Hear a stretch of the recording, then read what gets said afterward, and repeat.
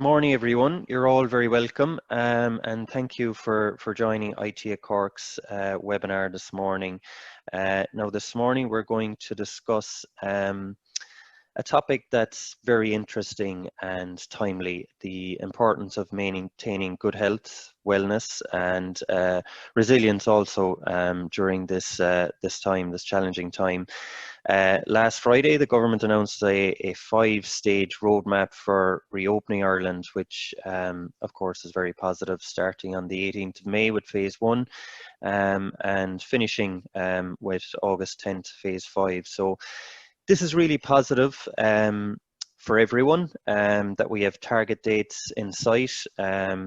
It gives us all something to aspire to and something to plan for as well from a business perspective. So this morning we're going to speak with 4 excellent panelists who are joining us this morning, and they will give insights and different perspectives, I suppose, on how to manage ourselves, our health, our wellness as we head towards the new reopening and the new norm. By way of introduction, my name is Owen O'Mahony and I'm the Cluster Manager for IT at Cork, and it's a pleasure to welcome you all here this morning. Thanks for joining us. If you want to find out a little bit more about IT at Cork, you can go to our website, www.itcork.ie. You can also follow us on our social media channels for regular updates on LinkedIn and Twitter. And before we start, just some useful tips so you can, get the most out of this webinar. We are recording this session, so you'll get a chance to review it at a later stage. During the webinar, we'll also issue some audience polls to get some sentiment and feedback from yourselves on this subject. So please use this opportunity to interact. And in terms of a Q&A, there is a Q&A button here on the tab, so use that if you want to ask some questions to the panelists directly. We will get to those questions at the end, around 8:45, 8:50. So feel free to ask some questions to the panelists also. So without delay, I'm going to ask each of the panelists just to briefly introduce themselves, a little bit about themselves and what they do. So Suzanne, I might start with you. Okay, so hi everybody. My name is Suzanne Kelly and I am the Group Head of Children's and Young People's Content here in RTE. So I've been in that position since about September 2018. And I suppose essentially our business model, what we do is we commission our content. So there's kind of a long run in time in terms of getting that to air. So obviously when everything happened, back in March, we decided that we were going to try and react quite quickly. And really the initiative that we decided to launch was kind of a homeschooling initiative in conjunction with the Department of Education and the PDST. And really we weren't a replacement for school, and we were never supposed to be. What we were trying to try and help, I suppose, parents create a little bit of structure in their lives and try and give them a bit of a routine. We were almost like the Angelas, 11 o'clock every day, people would come and sit in front of their televisions, try and get together as a community and allow parents who ultimately were mainly working from home have that bit of flexibility and freedom within their daily working schedules. So that's what I am. We've been running the initiative now since the 30th of March, and the plan is at the moment to roll it out. You'll all be happy to hear until June 19th. And then we're looking at stuff during the summer, but I'll talk a little bit more about that later. Excellent. Thanks, Suzanne. Brian, over to you. Thanks, Owen, and good morning, everyone.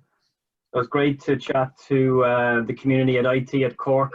I worked in IT myself for about 10 years, so I'm a recovering management consultant now. About 5 years ago, I changed direction though. I set up my own business, and it's a business and it's a community. It's called Workplace Wellbeing Ireland. And that's where I bring people and businesses together to share and to learn about what's going on in the world of workplace wellbeing and best practice in that area. So we do that through events, we have an online forum, and through training and education. Recently though as well, I became the course director of the postgraduate certificate in workplace wellness at Trinity College in Dublin. I started a podcast as well. It's called the Work Well Podcast. And I run a social enterprise too. It's called Park Hit. And the big, hairy, audacious goal of Park Hit is to bring free resistance training to every county and community in Ireland. Excellent. Thanks, Brian. Patrick, over to you. Hi, everyone. My name is Patrick Hogan. I'm currently captain of the Cork senior hurling team and have been a part of that team since 2008. I'm also a proud member of Glen Rovers Hurling Club. Club that's steeped in hurling tradition, really, with the likes of Christy Ring and Jack Lynch, who are legends of the GA and all that. And, I currently work in Coonaggle, a freight forwarder in Little Island, in the export department, where we ship medication for the likes of GSK and Eli Lilly. And I'm looking forward to our chat this morning. Thanks for having me. Excellent. Thanks, Patrick. Good to have you. And finally, Valerie. Hi, thanks, Owen. Hi, everyone. My name is Valerie Green. I'm an integrative nutrition, health and wellness coach. I offer one-to-one coaching for busy professionals, helping them to manage their stress and overwhelm in order to bring more focus, energy and joy back into their lives through simple yet actionable lifestyle hacks. And a little bit about me, I was born here in Ireland, even though I don't sound it. I was brought up overseas for many years and came back 3 years ago. I decided to become a health coach when my husband suffered a life-changing stroke. So I know all too well the implications that burnout can bring, and my passion and my desire now is to help as many people as possible avoid that and all the devastating health consequences that come with it, such as stroke, cardiovascular disease, and so on. That's a little bit about me. So I'm back home in the motherland. Okay, excellent. Thanks for that, Valerie. Okay, so I suppose my first question to each of the panelists this morning is, I suppose, how COVID and the last couple of weeks has impacted your business and your everyday lives. And I might start with you, Brian, because from workplace wellbeing perspective, I'm sure you've seen a lot of change in from the business community and managing workplace wellbeing. Yeah, well, from my own business perspective, what I would have done was a lot of events, a lot of in-person deliveries. So needless to say, that's all been kind of wiped out. Thankfully, a bit like yourselves, I've pivoted with the live webinars. So they've been really, really successful. And, you know, big shout out to my partners who continue to support me during that. And I've also kind of kicked off some online training, whereas the training previously would have been in person. I've kicked it off online. And again, there's been a huge uptake in that. So that's been really positive. A lot of companies embracing online technologies now, which is really positive to see. In terms of in the Trinity program, that was already 40% online. So it was a reasonably seamless transition to move it 100% online. The students were used to it, to the format already. We already had the technology, so that was relatively seamless. And then I had plans for quite a while to launch a podcast. So I used the time constructively, I guess, or proactively to bring that forward. So I've been one of those really annoying people who's actually been really productive during this period, I suppose. So apologies in advance for that. That's all right, Brian. I'd just be interested in knowing what the participation levels, since you've gone to the online delivery, has it changed much? Have you noticed an increase or a decrease? Well, if you just take the last webinar, for example, so my best attended in-person event to date was, we had a really great session in Facebook late last year. That was 180 attendees at that. And the average attendance was probably 130 in person. For the last webinar there, because it's nationwide, it's opened up, we had very close to 500 registrations, and the vast majority of those either attended live or certainly even more than that have watched back the recording. So there's a real genuine interest from employers. It was discussing pretty much this, how can individuals and how can employers kind of adapt to the current reality, and how can they prepare for a return to the workplace. So there's great interest in that at the moment. Excellent. Okay, good to know. And do you think it's that people just have more time, have more headspace for devoting, to thinking about workplace well-being at the moment? there's probably a little bit of that, but also I know you're going to run a poll here. I ran a poll in my very first webinar, and I asked one of the questions I asked was, do you think workplace well-being has moved up the priority list as a result of COVID-19? And that was an overwhelming response. 90% said they believed it had. And I think if you just listen or look around, all the employers, what are they doing to try and support employees at the moment? It's putting on, sessions for physical activity. It's some mental health workshops. It's kind of maybe encouraging fun and healthy baking demonstrations, this kind of idea. So kind of supporting the well-being of employees while they're working remotely. Excellent, excellent. Good to know. Patrick, I might come to you next. Obviously, you're coming from a different perspective. Playing intercounty is a huge commitment, and it's very, I suppose, very different how you've had to, change your training program this year. Could you maybe tell a little bit more how you've had to manage that?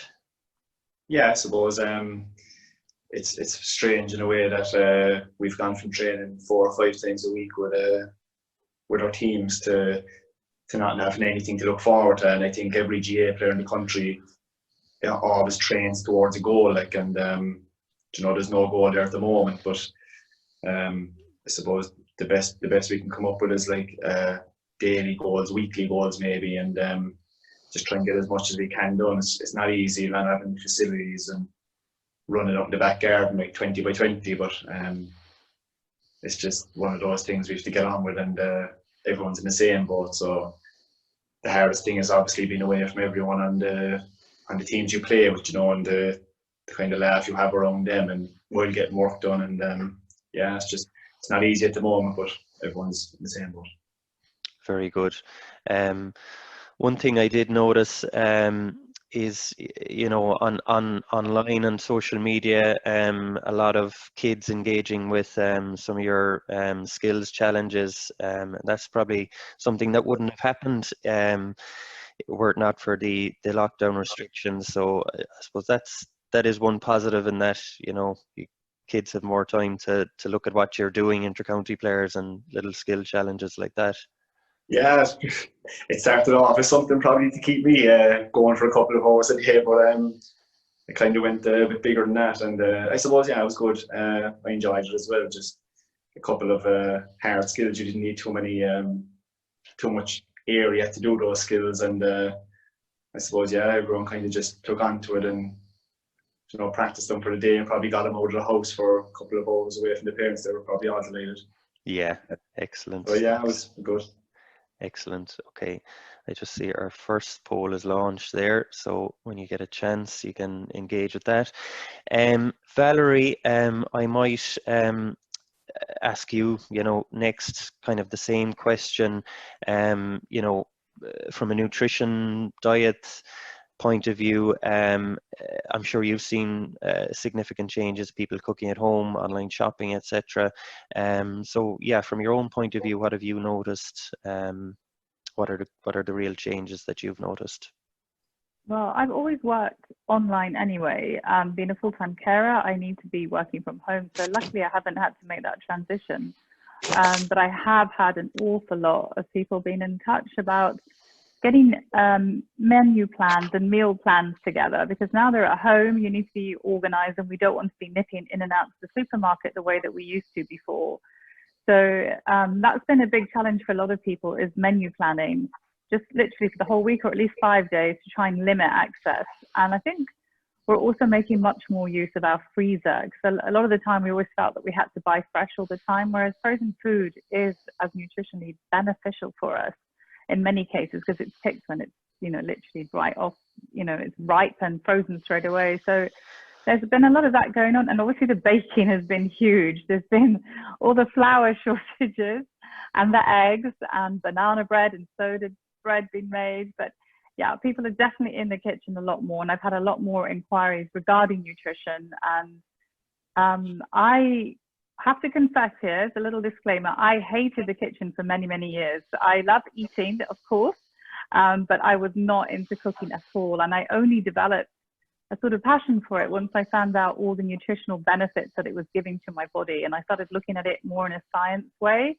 rather than I just needed to eat for energy. And I think a lot of eating and baking and cooking that we do is to do with mindset, rather than, right, I need to feed the kids, let's just get the food on the table, fish fingers, chips, baked beans, that'll do. When you start looking at it more carefully and putting more effort and love into the food, it's amazing just how much better you feel about producing the food and cooking it. So yeah, nutrition's been a big uptake for me, rather than just focusing on stress. That's been a big thing. But yeah, people are looking for help with menu plans. Okay, that's interesting. And you mentioned earlier that, you know, your clients are primarily, or a lot of them are busy professionals. So now we're busy, but in different ways. So have you noticed that as a kind of, I suppose, a different requirement? And you know, you mentioned meal planning as well. Has you know, the type of query, the type of engagement changed much?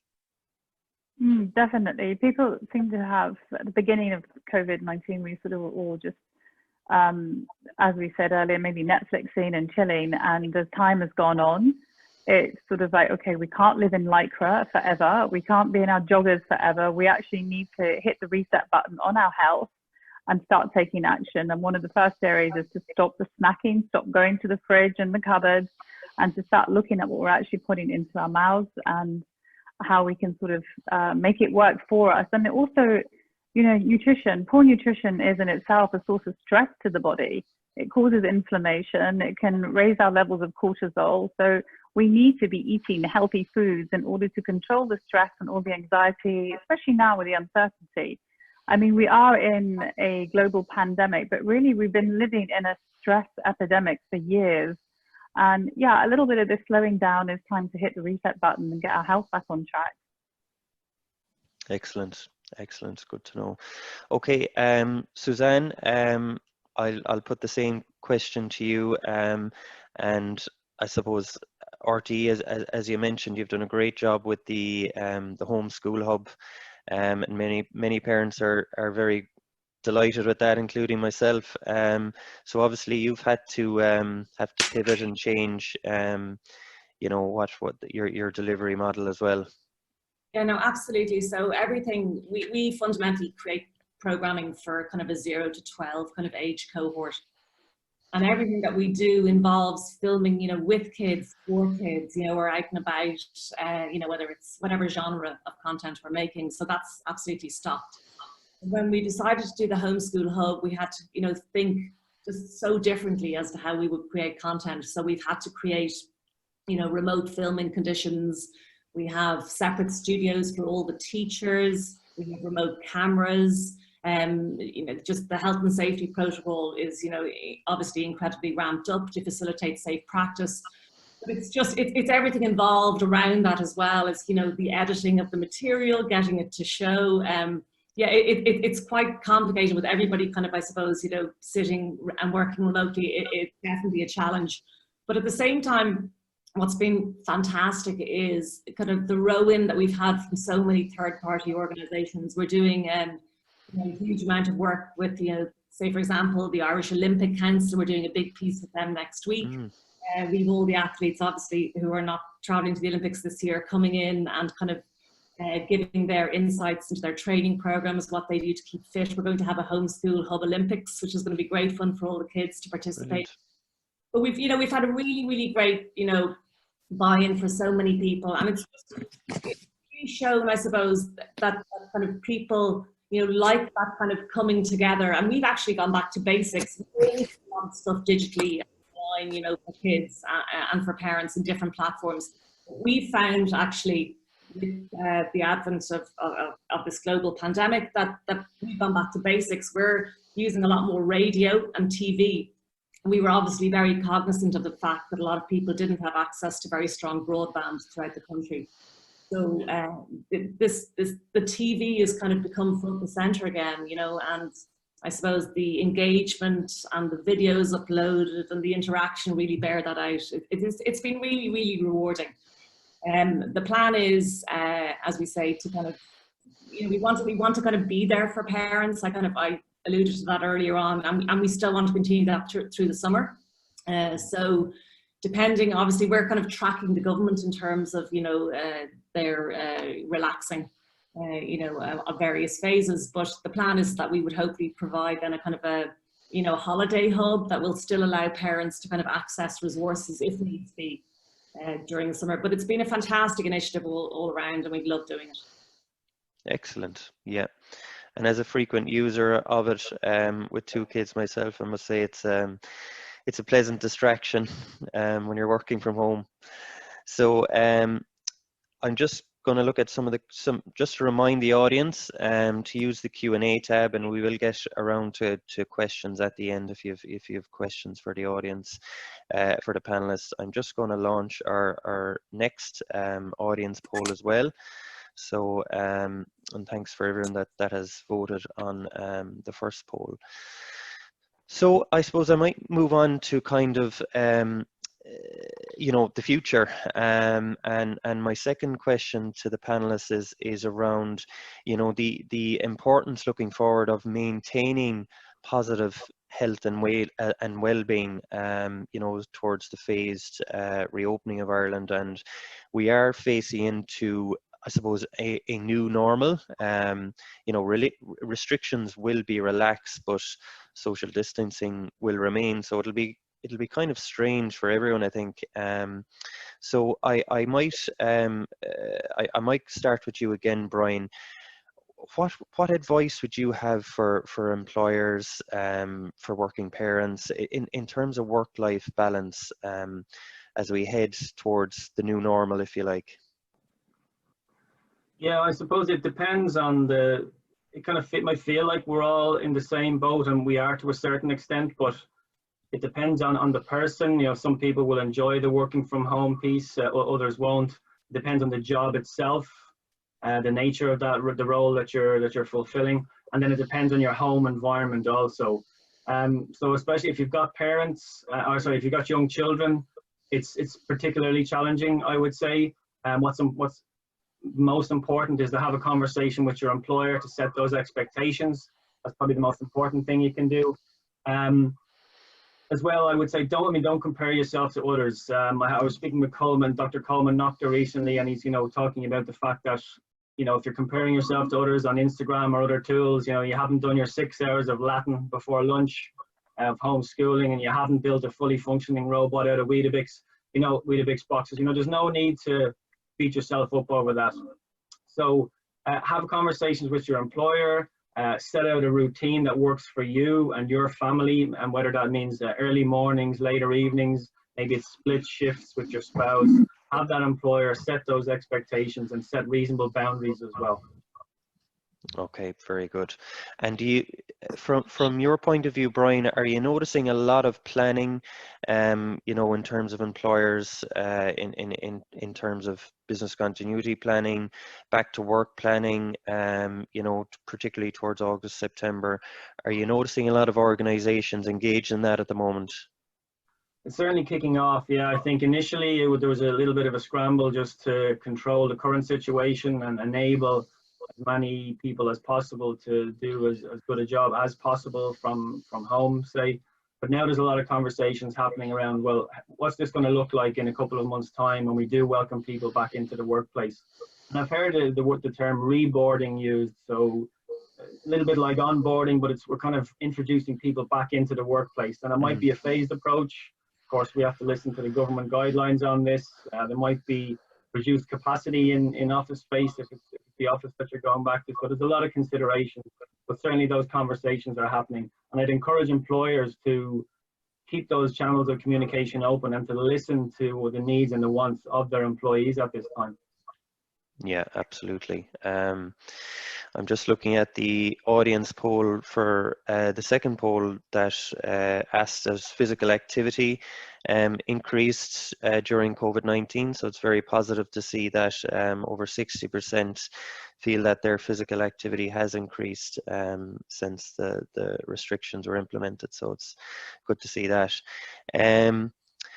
Patrick, I might come back to you. You know, from I think from an inter-county perspective, you got some level of clarity on the return to play from an intercounty perspective. There seems to be some indications, but I suppose resilience here is very important.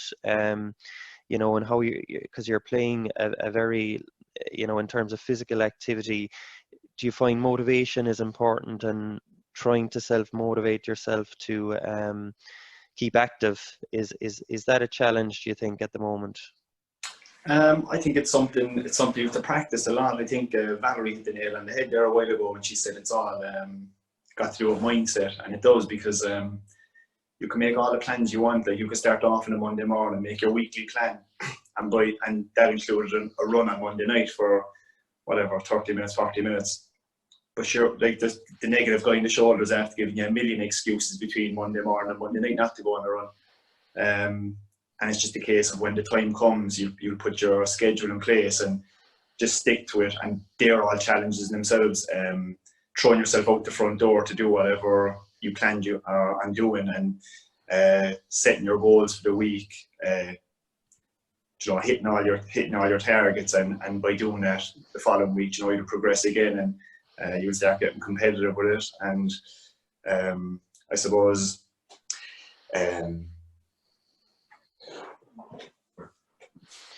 And just in terms, Patrick, you know, I suppose we're all social beings. We like you mentioned it earlier, we like to, if we're doing physical activity, we like to do it together, we like to do it in teams. You know, is there, you know, using tools, interacting by WhatsApp or other means, do you think that helps? Yeah, we keep in touch on WhatsApp the whole time, or even a couple of Zoom chats. But yeah, like, as I say, go back to the last thing. The hardest thing is getting into a routine. Like, you know, it's harder to get out of a routine and get into it. Yeah. I think it takes something like 2 weeks to get in, but as soon as you're in, like the coffee with the lads and all that you were putting off the training for in the first couple of weeks, when you start getting into it, you'll be saying, look, I can't meet you then, like my run or exercise at that day. So yeah, it becomes a big part of your day and your week, and so you can't replace it. Very good, very good.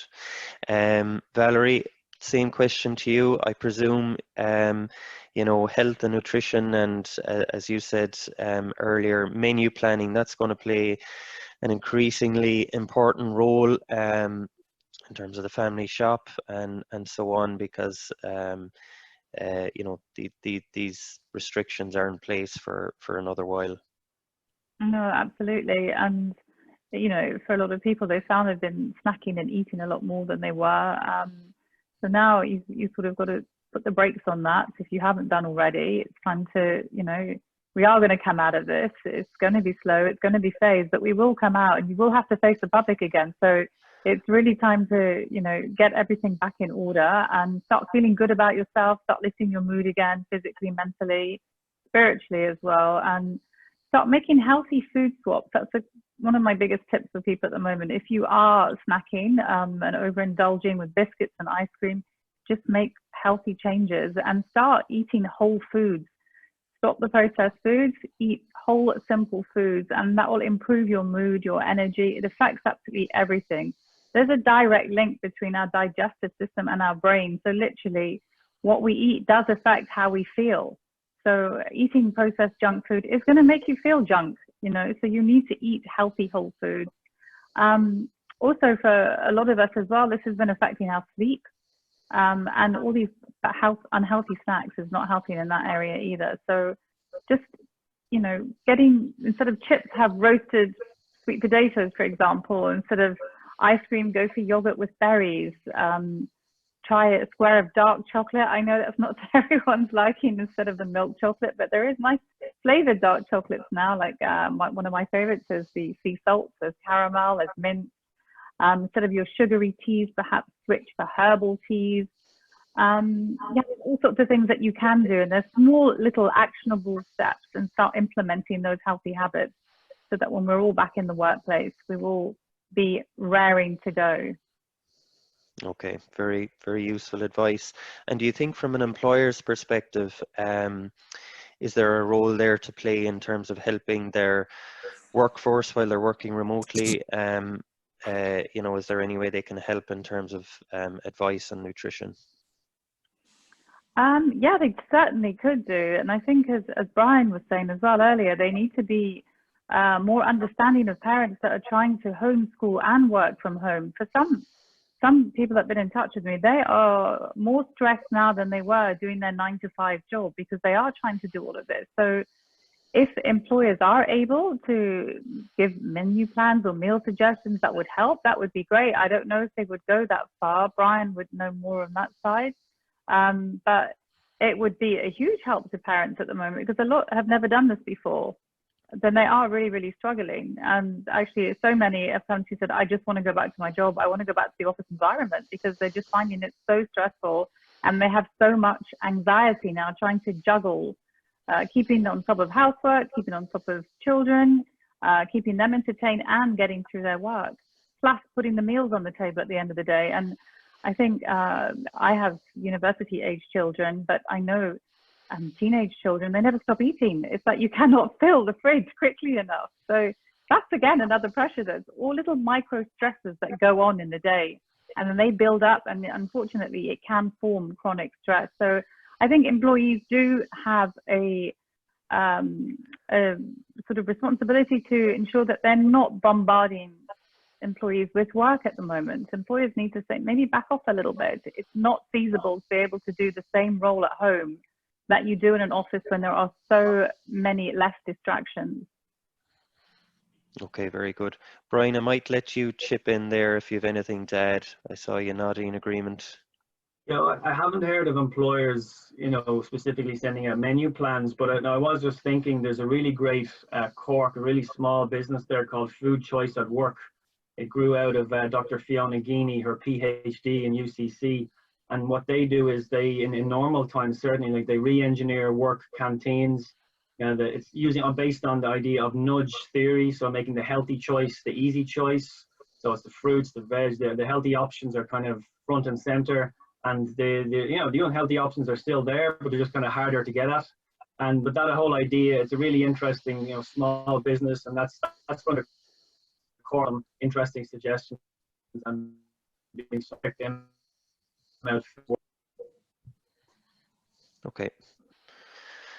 I might hand over to Suzanne now, because I know you have some slides with some interesting stats on the homeschooling. So I'll hand over to you, and I can share the slides on your behalf, Suzanne. Yeah, I suppose there's been a couple of kind of interesting findings, since we started the hub on the 30th, and I suppose audience habits have been changing. The children's market is incredibly crowded and fragmented. We have kids who are, very young kids who are engaging with, platforms that perhaps they shouldn't be, YouTube, and viewing content really, I suppose, that's probably older, skewing older than they are. But what we found is, if we can just go to the first slide there, like our average audiences, were amazing from the get-go. We had about 97,000 kids engaging, and that was just on the TV platform. When you kind of take into consideration the other platforms, that it multiplies up massively. We've kind of settled after the Easter holidays. I think kind of people and kids have come to the realization that this is school. So it's kind of slightly dipped. We're still thrilled that we're getting, every day at 11 o'clock. And that's not, again, taking into consideration any of the repeats, about 50,000.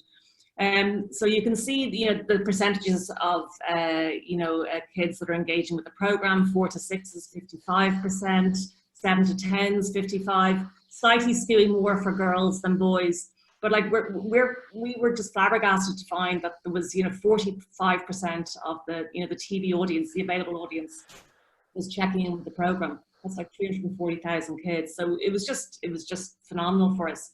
And if we flick on to the next slide there, we can see what was really interesting for us was the amount of co-viewing that was beginning to happen. I think what kind of a trend that we had noticed, obviously, that families weren't really engaging with TV content. It was kind of, kids were watching what they wanted to watch, maybe on their own. Parents were watching what they wanted to watch later in the evening to relax. But this has really, really come back around. The standard ability to, like for co-viewing in terms of the hub anyway, has been about, 35, I think it's 35%, and nearly 40%, which is just phenomenal compared to a typical kind of RT2 standard. So that's a really, really good positive thing, you know, parents and kids sitting down together. And although we were trying to, I suppose, you know, remove the stress from parents, it is nice that they're kind of coming together and having fun together learning, because we're very much in that space, that edutainment space. We're not school. And the teachers we cast are presenters and teachers. So it was very much kind of trying to create kind of a fun environment for them to learn in. The next slide here then we have is, yeah, this is just interesting, I suppose.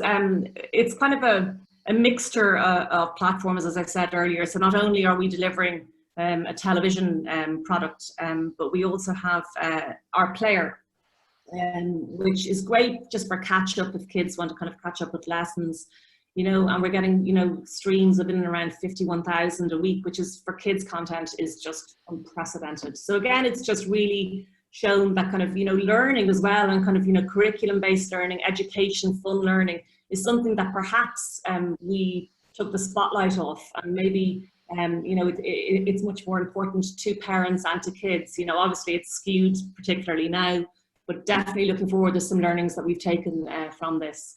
And then the final slide I think that we have, is it the final slide? Yeah, this is really the kind of the final slide. It's just to show, I suppose, how kids are engaging with podcasts, which is something that was quite low before. But we've found, again, we're offering a variety of types of content in the podcast genre. But yeah, they're loving them and really engaging. Like, you know, this on RTE.ie learn as well. So they're using things that we didn't think that they necessarily would be attracted to. We kind of, I suppose, had written them off as being, you know, lazy in terms of searching out content. But they're streaming podcasts, you know, they're searching out websites, they're looking for information. So there's been some really brilliant learnings from this, and ones that we will definitely take with us moving forward onto the summer. Okay, excellent. And there's some very interesting trends and stats there, I think, particularly on the co-viewing. Is that a new trend? I'd imagine the co-viewing trends, parents and kids sitting down watching something together, was not as popular, you know, before the restrictions. Yeah, well, there's some huge big shows, you know, that kind of always hit that really good spot. You know, there's a lot of kind of nice entertainment type shows. You know, the Come Dancing with the Stars. You know, kids and parents will sit down. You know, X Factor type shows. But really, yeah, we found that you know, kids will watch specific content they like. But what's great is that, I suppose, we're getting user-generated content both from kids and from parents. You know, we're getting, you know, messaged on social media, and it's really just, I think, what parents, obviously they like spending time with their kids and away from their kids. What they like is that we're somehow, I suppose, supporting them in their learning. And I think what's been great for us is that we have become a kind of a touchstone for both parents and kids, which is fantastic, you know, and ultimately, I suppose that's to hark back to what I initially said. It's all about that. It was about really cutting parents a break and supporting them, and you know, and really just showing them a bit of kindness, because as Valerie and Brian both said earlier on, it's, you know, we can't be all things to all people. You know, we're all trying our best. It's a really kind of unprecedented set of circumstances we're trying to navigate our way through, and that's really what it is, to try and underpin and help, you know, the population kind of in this difficult time, I suppose. Very good. And just the other interesting aspect to that I saw was podcasts. Would you have any view on podcasts versus screen time? Is it an alternative to screen time for kids if you want them to kind of consume media in a more calmer way? Yeah, I suppose what's been great for us actually is, you know, podcasts are a hard sell to kids. Like, don't get, you know, it's much more obviously visually stimulating to be sat in front of the screen. But some of the podcasts that have actually proved very popular, we have a kind of a mindfulness podcast called Us, and it's being led by kids themselves of a variety of ages. And they're very short, they're about 2 minutes in duration, but they've been really, really, really successful for us. It allows kids just to kind of sit, focus, breathe, you know, kind of really just kind of, you know, have that little moment to themselves without being bombarded And that's been particularly successful for us. So I can share that information for you after this. Okay, that would be really useful actually, yeah. And just on that, and I'll open this to all the panelists, as a technology organization, we're always interested, we're kind of nerds that way, we're always interested in useful tools, you know, that can help in the areas of physical activity and diet, nutrition, etc. So can either of you recommend any I suppose platforms or tools that are useful to help people at the moment while they're remote working, albeit you know, Headspace for mindfulness or any of those other tools? I'll get in there. I'm not saying anything particularly unique. I mean, Zoom has really taken off as a platform. It's anything from you know, standard meetings, kind of interactive meetings, to yoga sessions for employees, to home baking, kind of cookery demonstrations.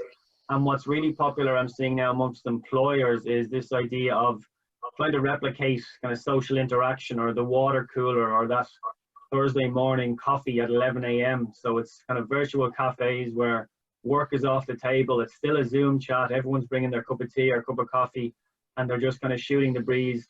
And I'm seeing some organizations, the sort of senior leadership team, are kind of driving this, and they're kind of saying, look, kids are welcome, pets are welcome, whatever it is, we're all kind of in this together. They're kind of really bringing a human side to it. So that's been nice to see. And I think over the period of time, it'll kind of lead to kind of stronger team formation, and kind of, it's really leaders leading by example in that regard. Excellent. So come one, come all.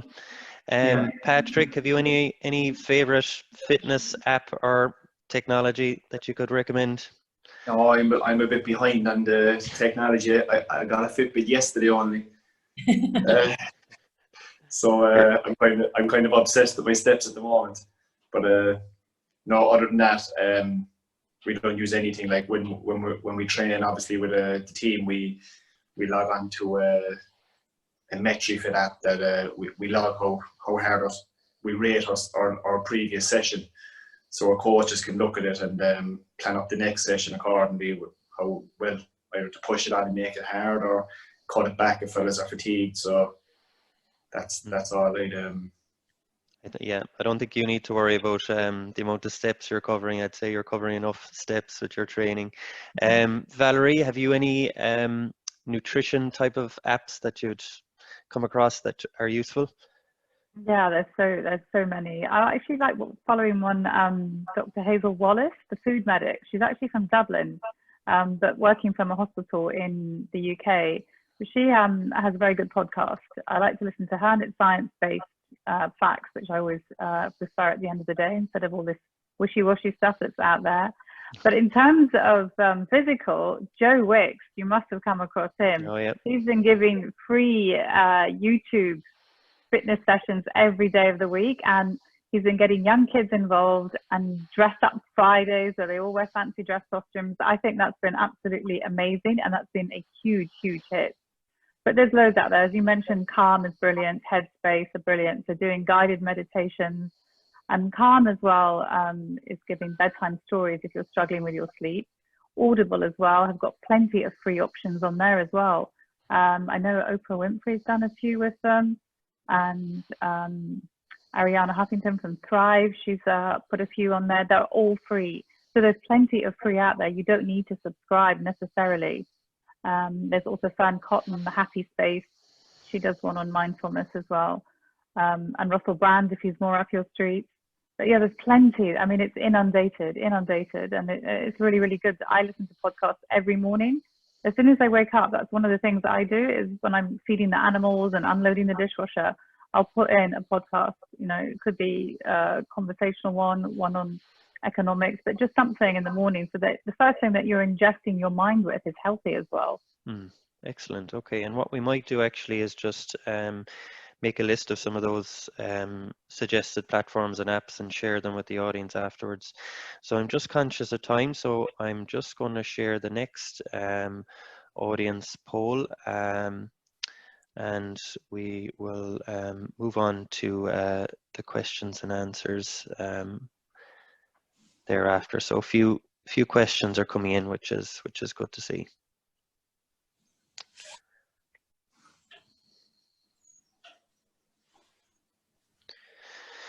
Okay, so just bear with me there. I'm just going through some of the questions here, so it takes a moment to digest. And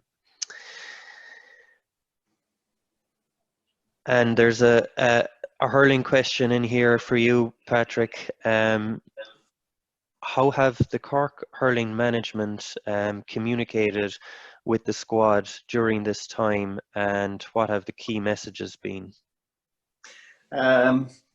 I suppose, like everyone, they've taken it very serious, and the most we get off them is a message in the WhatsApp group every few weeks. They can't be on to us the whole time because there's not much to say, like, you know. They just check in to see everyone is safe and well, and I'd say they understand that players themselves, like, will keep some form of general fitness and, you know, watch the diet an extra bit, like, so there's not much they can do, only wait for the restrictions to rise, like, because we're the same as anyone. We just can't meet up whenever we feel like it, and the time will come, obviously, that we do get back together, and we have to be somewhat prepared ourselves, like, you know, you don't want to go back into a panel completely unfit and not ready to compete. So they're doing whatever they can, but it's tough, like. Okay. Very good. Thanks for that, Pat. Okay, this is for you, Valerie. A diet and nutrition related questions. Have you suggestions for good foods, especially snacks? Yeah, definitely. Eat the rainbow. My advice to everyone: leafy greens, cucumber dips, crudités, carrot sticks, celery with hummus or smashed avocado. Definitely fruits, but try not to overload on fruits as well, because although they are healthy, they are still sugar based. It's natural sugar, but it's still sugar at the end of the day. Popcorn is great and as a good swap for crisps, and a handful of nuts, of course. Loads of benefits in nuts and seeds. And instead of fizzy drinks, try fizzy water with maybe lime, fresh fruit inside it, bit of mint.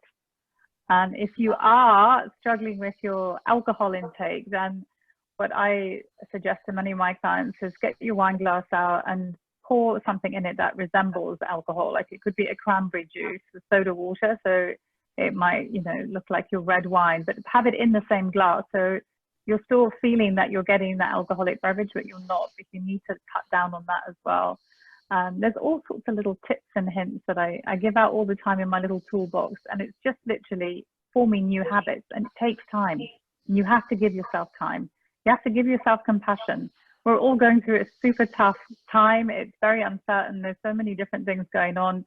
We're looking to comfort, eat, to suppress or soothe these negative feelings. So give yourself a break. Everything's good, done in balance. I have loads of healthy recipes and tips on my website if anybody wants to go there and have a look on my blog page. But it's all there. But yeah, eat the rainbow. Lots of healthy fresh fruit and vegetables. Eat the rainbow. There you go. Okay, excellent. And we can share the link to your blog post afterwards as well. Suzanne, question for you. Excellent initiative. Will you continue throughout the summer? I presume they mean with the school hub, or when will you stop? When will it? How long will it continue? It really depends on funding. It's obviously RTE are in a particularly compromised financial position at the moment. So yeah, I'm hopeful. It probably there may be some TV iteration of it, but definitely we're going to continue to gather kind of useful resources for parents, whether they'll be housed on RTE.ie Learn. That'll all kind of be announced in the next couple of weeks. But yeah, absolutely. We want to kind of support as many kids and as many parents as we can throughout the summer. But what we're going to have to do though is change our model. Things like this can arise again in the future. So we just need to be, I suppose, a little bit more prepared, I think, just in terms of the type of content we make, how we make it, which again is a good thing to kind of have in our in our palette going forward. Just a big shout out to Will Slime. He's going to be on the Homeschool Hub. Who's a Cork native. I don't know if you know him. He's, as a child you would, as an adult probably not. He's a marvel artist, and he is featuring on the Homeschool Hub, and he is just a legend. So tune in to see him. Brilliant, brilliant. Thanks for that, Suzanne. And just a question from my own side on that. From, do you see the School Hub as complementing, curriculum and the curriculum work in the schools? Because it is a challenge, obviously, for parents to keep up with homework and keep up with the curriculum work. How do you see that kind of the two of them together? Yeah, I suppose we were very, we could see the parents, obviously teachers are doing their best, they're all working remotely as well. There's a lot of, worksheets coming into parents. I myself, I'm printing out quite a lot of worksheets and leaving them pile up and not getting to them. But I suppose what's been fantastic for us is we've been working very closely with Mary I, and they are, all our teachers are qualified teachers as well as presenters. So very much everything that we do is curriculum based, but as I said, we're trying to kind of make it as much as possible fun. It's a very difficult environment to try and teach, and you've got no interaction with kids. You're just doing it straight down the lens. I think the teachers, Ray, Keane and John, have all done a fantastic job. But yeah, no, absolutely. We're kind of in addition to, but absolutely all the learning and all the lessons are kind of formulated around curriculum based learning. Okay, very good. Final question, and this is for Brian. In terms of a structure, and I'm assuming they mean a workplace well-being structure, how important is that to implement now and over the next few months? Yeah, no hurling questions for me, no. Well, yeah, I guess a structure, like a routine, I guess that's really important, isn't it, for the individuals? Some people will be used to remote working, a lot won't. So but the same principles apply. It's if you're lucky enough to have a dedicated workspace at home, or if you can find a dedicated workspace. We probably all don't have a shed out the back, a Claire Byrne style shed. But if you have some kind of space at home that you can dedicate to an office space, you absolutely do that. And then kind of time box your day then as well, your working day. Is it 9 to 5, with an hour for lunch? Try and keep to that routine, and make sure you build in some movement throughout the day as well. Physical activity, exercise is really important, but on top of that as well is regular movement. So every 30 or 40 minutes, you should be getting up from your desk, stretching your legs. And we were probably annoyed in the workplace with those distractions previously, where a colleague or so would kind of drag us to a meeting, or we'd head for a coffee or so. But those little, interruptions would lead to movement throughout the day, and that's not necessarily the case at the moment. So build in that little bit of movement into your day. And then most importantly, I would say in the evening time, if it's 5:30, shut down the laptop, log off, and kind of finish up for the evening. And then it's evening time, if it's family time, whatever it is, and spend that dedicated time with, and get some exercise perhaps in them as well. Okay, thanks. That's really good advice as well, Brian. I'm just going to launch our final poll before we go. I think we're covered most of the Q&A that has come in. So here let's launch there. So just, I suppose, to say thanks a million to all the panelists that have joined us this morning. Really appreciate your time. I know you've got a day job on top of this, and now you have to go into work. So I really appreciate your time, really appreciate your insights. Big thanks to the audience as well, everyone that dialed in this morning. As I said, we will follow up with some of the stats, the results from our audience polls. The recording will be made available as well. IT Cork is running at least 2 more webinars this month. So just keep an eye on our website and our social media channels for updates on the next webinars that are coming up. So thanks again to all the panelists. Appreciate your time, and have a good day. Thank you. Thanks everyone. Take care. Nice one. Bye. Thanks guys.